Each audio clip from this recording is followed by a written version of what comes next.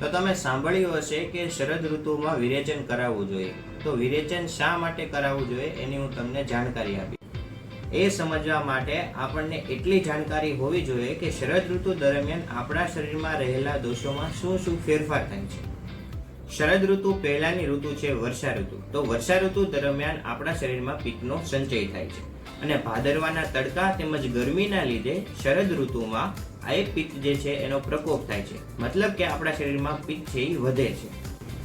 તો પિત્ત વધવાથી આપણા શરીરમાં ચામડીના રોગો જેવા કે લાલ ચકામા થવા, ખંજવાળ આવી, તેમજ આંખમાં બળતરા થવી, આંખ લાલ થઈ જવી, એસિડિટી, ઉલટી, ઉબકા, માથાનો દુખાવો, ગુસ્સો, ચીડચીડાપણું વગેરે પ્રકારના રોગો જોવા મળે છે.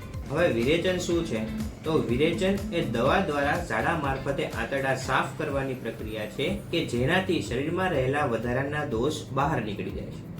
આયુર્વેદમાં વિરેચન ખાસ કરીને પિત્તવાળા રોગોમાં ઉત્તમ માનવામાં આવે છે.